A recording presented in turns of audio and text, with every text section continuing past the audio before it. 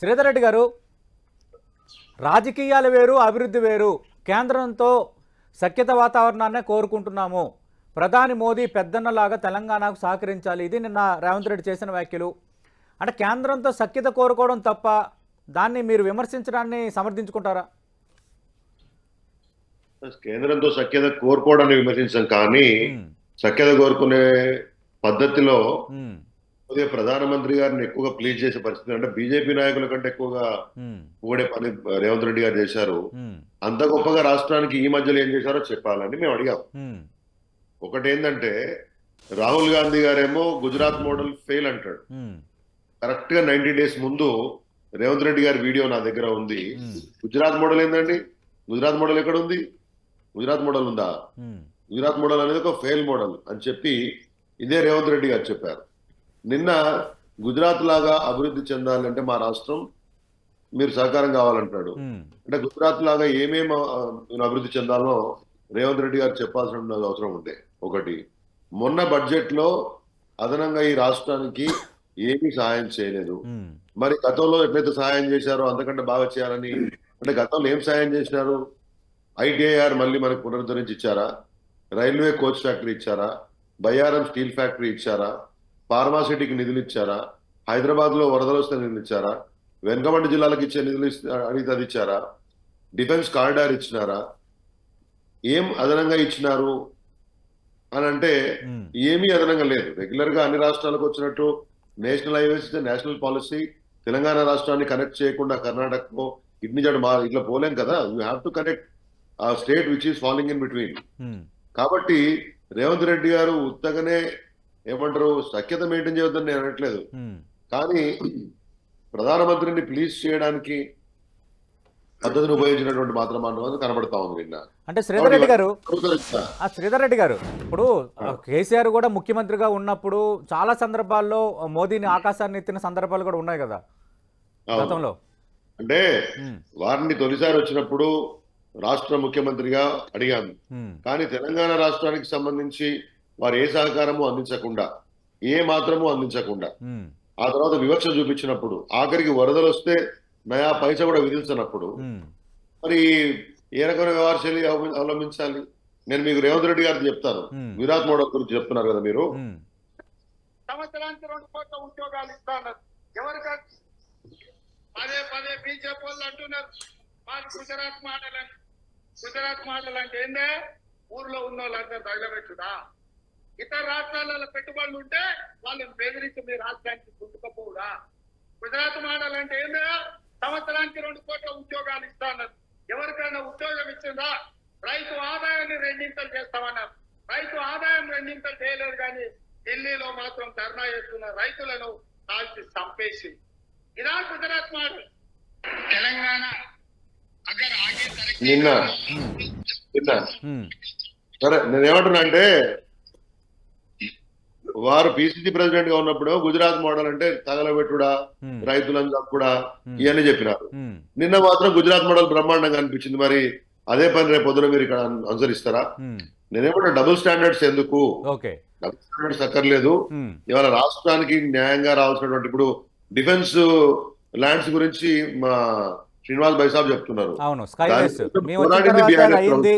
ఒక ఫార్మేట్ లో కేంద్రంతో మనం అప్పీల్ చేసుకోగలిగితే, కేంద్రాన్ని మనం ప్లీజ్ చేసుకోగలిగితే ఖచ్చితంగా పనులు అవుతాయి అనడానికి స్కైవే ఒక ఉదాహరణ ఆర్ శ్రీనివాస్ గారు చెప్తున్నారు. చాలా పనుల్లో ఒక పాజిటివ్నెస్ కనిపిస్తుంది అంటున్నారు. ఒక నిమిషం అండి, ఆ నిధుల కోసం ఈ ల్యాండ్స్ క్లియరెన్స్ కోసం అనేక సార్లు కంటోన్మెంట్ ల్యాండ్స్ కోసం క్లియరెన్స్ కోసము అటు ట్రాఫిక్ కంజెషన్ ఎక్కువ ఉంటుంది. We have to have other sky over అని చెప్పేసి, ఫ్లైఓవర్స్ అని చెప్పి కొన్ని సంవత్సరాల నుంచి సెంట్రల్ గవర్నమెంట్ ని మేము పర్సూ చేస్తా ఉన్నాం. మీరు ఆ ఆర్డర్ చూస్తే ఆ ఆర్డర్ లో చాలా క్లియర్ గా కనబడుతుంది. In reference to the letter cited in 2020 అని చెప్పి మరి దాన్ని సబ్సిక్వెంట్ గా డాక్యుమెంట్ ఇస్తారు వాళ్ళు. సరే, మా శ్రీనివాస్ గారు ఇప్పుడు వారు ఎమ్మెల్యే ఉన్నారు, విప్ ఉన్నారు, నేను ఏమనాలి? ఫార్మాట్ లో ఇవ్వాలి, ఫార్మాట్ లో అన్న అందరూ మీరు చెప్పిన కథలకు పడరే. జనంతా చదువుకున్న వాళ్ళు ఉన్నారు. జనానికి తెలిసి ఎప్పుడేం జరుగుతుందో. దరఖాస్తు అనేది ఏ గవర్నమెంట్ అయినా రాసేది ముఖ్యమంత్రి గారు కేటీఆర్ రాయరు. పొలిటికల్ డెసిషన్ తీసుకున్న తర్వాత in the direction of the honourable chief minister and minister concern ఆడ ఉన్నటువంటి ప్రిన్సిపల్ సెక్రటరీస్ గవర్నమెంట్ నుంచి ప్రిన్సిపల్ సెక్రటరీస్ కన్సల్ట్ సెక్రటరీస్ ఇక్కడ నుంచి చీఫ్ సెక్రటరీ గారి నేతృత్వంలో లెటర్ రాస్తారు. ఫార్మాట్ లేకుండా లెటర్ రాసుడు ఇవన్నీ ఉండవు. ఇంకా ప్రజలకు ఈ కథలు ఎన్ని రోజులు చెప్తారు. కాబట్టి ఈ డిఫెన్స్ ల్యాండ్స్ రావడంలో బీఆర్ఎస్ ప్రభుత్వాన్ని కేటీఆర్ గారు కేసీఆర్ గారికి పరిశీలన అప్పట్లో ఉండే subsequent to the letters and communication రాస్తారు. దాంట్లో కావాలంటే నేను ఇప్పుడు మీకు అది కూడా తీసి చూపిస్తా. ఉత్తగానే జిల్లాలో చెప్తారు, నమ్మేస్తారా? యాదృచ్ఛికం ఏంటంటే వాళ్ళు డెసిషన్ తీసుకునే టైంకి మీ ప్రభుత్వం ఇప్పుడు వచ్చింది.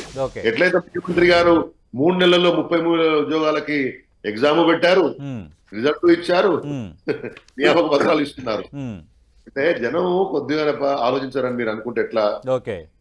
ప్రభుత్వం వచ్చింది అంత మాత్రాన మీరు ఏం చెప్తుంది జనం? ఇప్పుడు నర్సులు నియామకాలు కానీ కానిస్టేబుల్ నియామకాలు కానీ ఏదో ఇచ్చారు కొన్ని.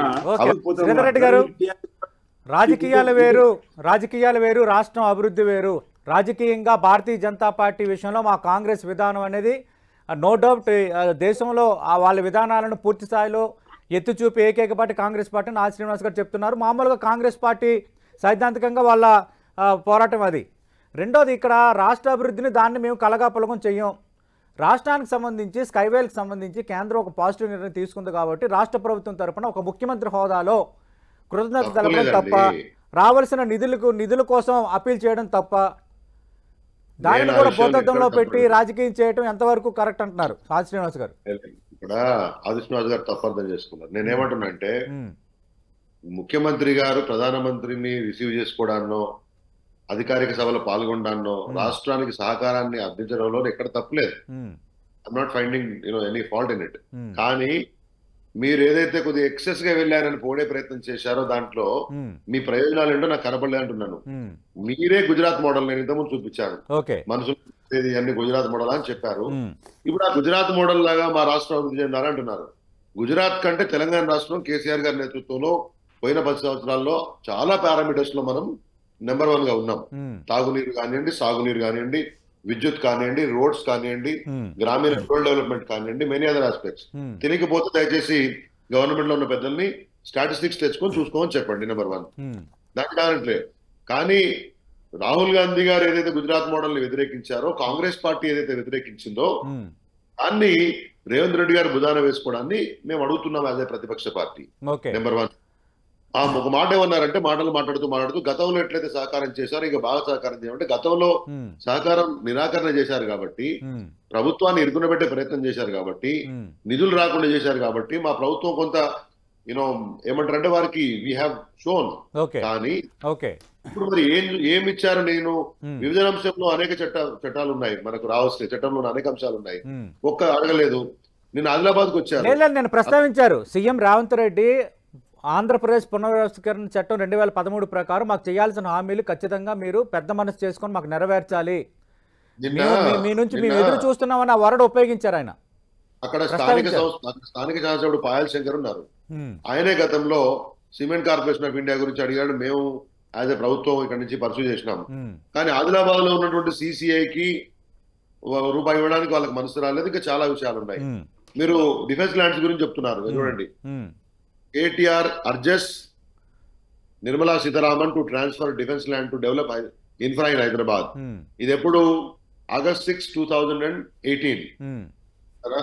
తర్వాత ఇక్కడ minister KTR with 5 defence ministers. ఇదేంటి? అరుణ్ జైట్లీ గారిని కలిసినారు, నిర్మలా సీతారామన్ గారు కలిసినారు, సుష్మా స్వరాజ్ గారిని కలిసినారు, మనోహర్ పరికర్ గారు కొంతకాలం డిఫెన్స్ మినిస్టర్ ఉన్నారు, ఆయనను కలిసినారు. శ్రీధర్ రెడ్డి గారు బీఆర్ఎస్ ప్రభుత్వ హయాంలో ప్రయత్నాలు జరగలేదని ఎవరు అనటం లేదు. ఖచ్చితంగా నాకు ఐడియా ఉంది, ప్రయత్నాలు కలిశారు. కానీ కేంద్రంతో ఘర్షణాత్మక వైఖరిని పెంచుకోవటం వల్ల అది ఫైనల్ గా రాష్ట్రంపై ఇంపాక్ట్ పడింది. ఘర్షణాత్మకమైన వైఖరితో కాకుండా సయోధ్య వైఖరిని ప్రదర్శించడం వల్లే, సరైన రీతిలో ప్రెజెంటేషన్ చేయటం వల్లే వెంటనే ఈ పనులన్నీ అవుతున్నాయి. ఇది కాంగ్రెస్ వివరణ. సతీష్ గారు, ఇది మన దేశము ఫెడరల్ వ్యవస్థ, ఫెడరల్ స్ట్రక్చర్. ఇది రాష్ట్రాల యొక్క డిమాండ్స్ ను సహేతుకంగా ఉన్న వాటిని ప్రజల యొక్క అవసరాల కోసము కేంద్రంలో ఉన్న వాళ్ళు దాన్ని మనకు యాక్సెప్ట్ చేయాల్సిందే. వాళ్ళు దేశానికి నరేంద్ర మోదీ గారు చక్రవర్తి కాదు. ఇక్కడ కూర్చున్నటువంటి ముఖ్యమంత్రులు ఎవరైనా, అది కేసీఆర్ కానివ్వండి, రేవంత్ రెడ్డి గారు కానీ, వాళ్ళకేమో ఒకరు చేశారు, సబార్డినేట్స్ కాదు. మీకు రాజ్యాంగం ప్రకారం the chief minister is not a subservient to the prime minister అంటారు.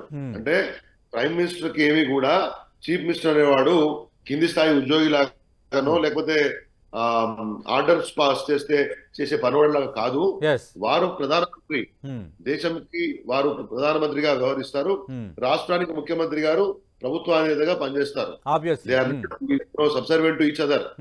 కాబట్టి ఈ విషయాన్ని ఏదో ప్రధానమంత్రి కార్యాలయానికి రాష్ట్రం ఏదో దిగుదూరు ఉండాలి, okay అట్లా ఉండాలి అని ఎవరు అనకూడదు, అట్లా ఉండనక్కర్లేదు. okay ల్యాండ్స్ అవసరం అంటే ఆ రోజు అంటే మీతో మంచిగుండి దండాలు పెడితే ఇస్తామంటే అది మంచి రైట్. శ్రీధర్ రెడ్డి గారు గిచ్చి కయ్యం పెట్టుకున్న ధోరణి వల్ల రాష్ట్రానికి అన్యాయం జరుగుతుంది. మా ముఖ్యమంత్రి ఆ ధోరణి ప్రదర్శించడం లేదు. అవకాశం ఉన్నంతలో తెలంగాణ అభివృద్ధికి కేంద్రం నుంచి ఏ విధంగా సహకారం తీసుకోవాలనేది మా ప్రధాన టార్గెట్ అంటున్నారు. మనకు సమయం కూడా అయిపోయింది. ఫైనల్ గా ఏం చెప్తారు? సతీష్ గారు ఒక నిమిషం కన్క్లూడ్. నేను కంక్లూడ్ చేస్తా.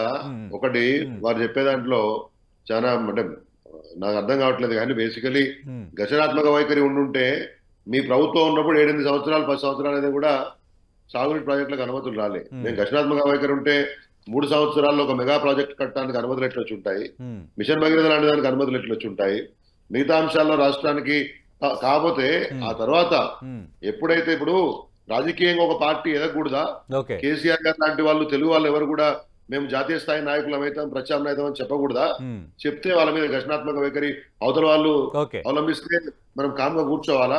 నిన్ననే చెప్పారు రేవంత్ రెడ్డి గారు, జాతీయ రాజకీయాల్లో తెలుగు వాళ్ళ పాత్ర తగ్గిపోతుంది, మనందరం బ్రహ్మాండంగా పనిచేయాలని.